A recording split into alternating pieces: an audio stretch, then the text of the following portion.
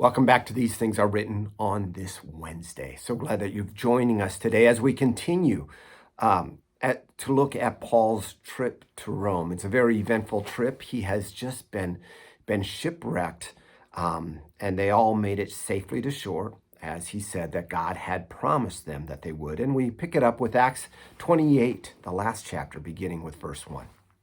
After we were brought safely through, we then learned that the island was called Malta. The native people showed us unusual kindness, for they kindled a fire and welcomed us all, because it had begun to rain and was cold. When Paul had gathered a bundle of sticks and put them on the fire, a viper came out, and because of the heat, and fastened on his hand. When the native people saw the creature hanging from his hand, they said to one another, "No doubt this man is a murderer.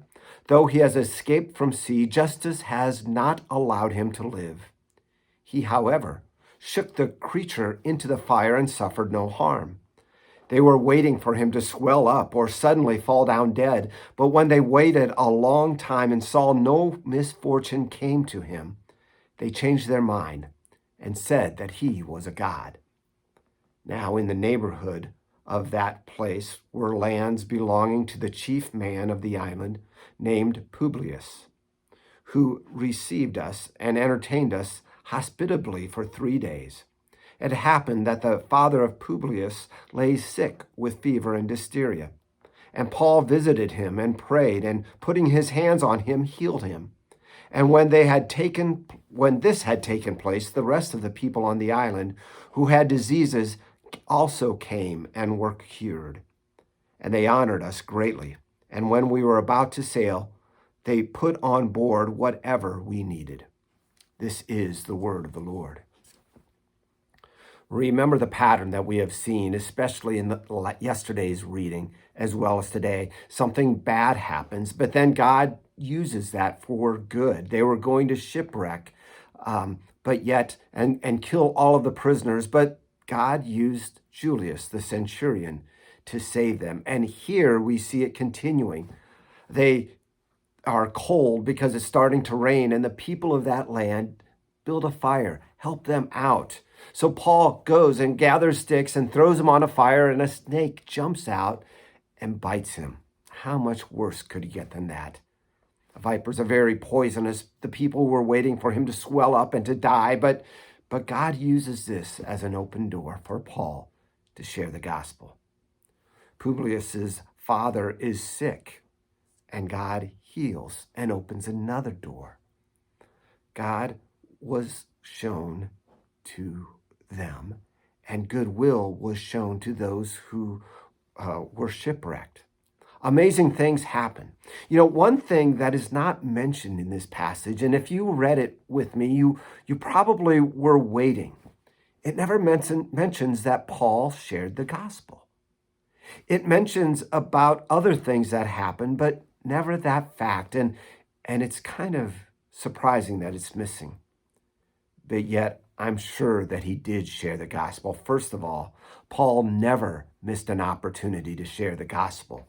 Whether he was in chains, whether he was in trouble, or times were good, he always took that opportunity to share the gospel.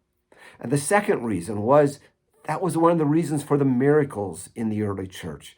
It was to open the door for the gospel to be preached, whether the miracle was Paul not dying because of the snake bite, or the leader, the chief man in the island, his father being healed. We know that whatever the reason, whatever the miracle, God was using it so that his name could be glorified, so that more people might know Jesus. Come back tomorrow and we'll continue with Acts chapter 28 as we see Paul arriving in Rome. We'll see you then. Hey, this is Pastor Cory. I'm so glad that you have joined us for this walking through the book of Acts. It has been eye-opening for me, and I hope it has been for you, that you have learned a lot and seen how God works through his people and how God works in the lives of his people as well. Starting Monday, we are starting a brand new These Things Are Written, a daily video Bible study. We're going to continue it going with selected Psalms from the first book of the Psalms, the first 50 or so of them. We're going to not look at each and every one of them, but selected ones, some of the longer ones that we can take our time and dig throughout the week.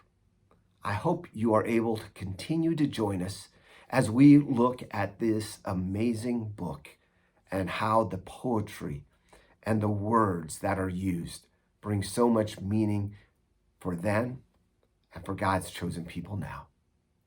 We'll see you then. God bless.